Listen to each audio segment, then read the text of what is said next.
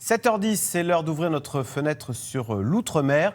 Direction la Guyane, où l'on va découvrir la forêt. On va découvrir l'île du Grand Connétable.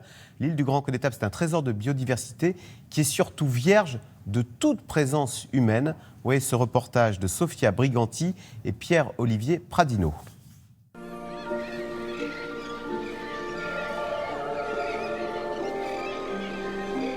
On la surnomme l'île aux oiseaux.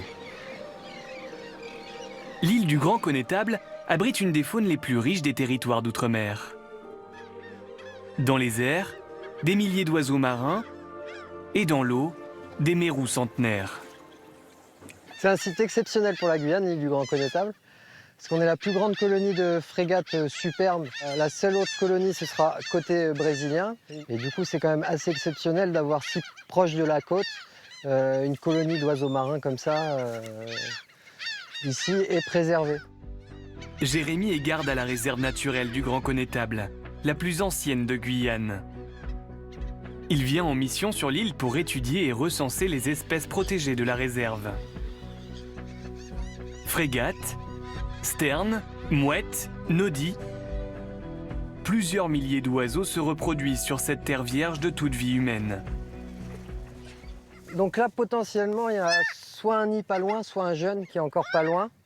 Après, elles attaquent et elles font toujours, en général, que passer près de nous, sans jamais vraiment nous agresser. Ça arrive de temps en temps, mais c'est plutôt rare.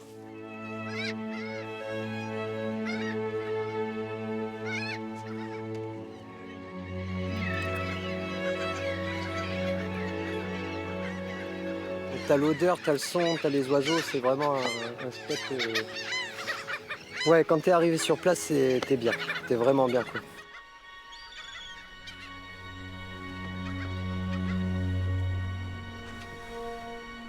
Au pied des falaises, Amandine, la conservatrice du site, veille à la protection d'une autre espèce, le mérou. C'est l'un des plus gros poissons aussi au monde. Il peut mesurer plus de 2,50 m pour plus de 300 kg. Tu peux couper la peau. On a une jolie population de mérous. La preuve, on met les canalos et puis ça part direct. Là, on est au 5e mérou depuis un quart d'heure. Ah la vache! Aux États-Unis, ils ont perdu 84% de la population entre 1950 et 1990. Nous, en Guyane, on a de la chance encore d'avoir des mérous. On est à 122. Donc, on met en œuvre des suivis scientifiques et des projets de gestion pour préserver cette population-là.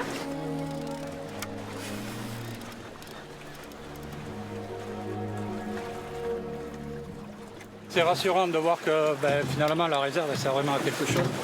Donc après quand on va avoir beaucoup de mérous sur une zone comme ça, forcément ils vont partir sur les autres zones et on pourra les pêcher ailleurs. Les gardiens du Grand Connétable ont accompli leur mission. Oiseaux et poissons prospèrent dans la deuxième plus grande réserve naturelle marine des Outre-mer. Voilà, et c'est sur l'île donc du Grand Connétable au large de la Guyane avec des mérous qui peuvent peser jusqu'à 300 kilos.